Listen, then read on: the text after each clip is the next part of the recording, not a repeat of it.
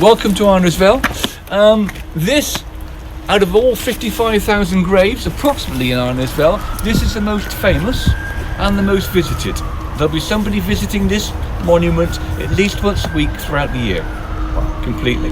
Right. He came to Britain in 1831 for two reasons: as an ambassador for the coronation of William IV, but also, very importantly, to the Rajah, to give evidence to the Privy Council to stop the practice of sati. Is that the correct way to speak? Sati. Sati. Yeah. Sati. Right. To stop the practice of sati, because at the age of 8, he'd seen his aunt killed that way, and like the British, wanted to stamp it out. So he came to England and give evidence to the Privy Council and get it passed as an Act of Parliament.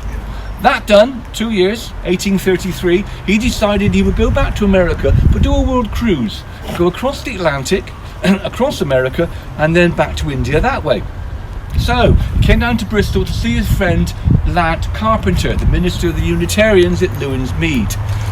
Very friendly. Spent 10 days in Bristol, but unfortunately, George in London had given him a disease. In those days, it was known as brain fever. Now we know it is meningitis. We think it was meningitis. Had the Rajah been back in Bengal, he would have been cremated. But cremation wasn't practiced in Britain in those days. So the Unitarians were a bit of a what to do with him. So they decided to bury him in the back garden of the house where he was staying. And that's Beach House in Stapleton, which is still there in Bristol now, in the middle of Bristol. In fact, there is a lane at the back called Rajah Lane in commemoration of where he was buried first of all. After 10 years, they decided that they would sell the house. People moving into the house said they didn't mind the Rajah in the back garden. Wasn't a problem. He was at the bottom of the garden, not a problem. After 6 months, though, they did start to complain because they had all these people wandering in through their garden into their house on a pilgrimage to see the Rajah's grave. So, by this time, of course, Arnersville had opened in 1839. This is 1841. They thought this was the ideal spot to move him. But the Unitarians didn't have a lot of money. Luckily, an Indian merchant of the name Tagore was here. Tagore? Is it Rabindranath Tagore or? Yes, Arthur. Yes. Oh, yes. Yeah. My Indian pronunciation isn't that good, I'm afraid. As I say, you need Carla here. You got it right most of the time, so no problem. Anyway, he was here. He heard about the problem. So he contacted his friends back in Bengal, some of the businessmen that knew the Rajah and so on, and they got a little fund up. A little collection. And they had enough money for this chatri, as it's called, which in Sanskrit means a funeral monument. Yeah. In Hindi means umbrella. Hence the shape on the top. And if you look at the very top of the Rajah's tomb, you can see a lotus flower, fully open, and that denotes a spiritual quality within a person. Fully open lotus flower. I believe the little 4 things on the pillars, that's marigolds. Up there as well, denotes marigolds. There's a lot of symbolism, lots of Hindi symbolism on there at all.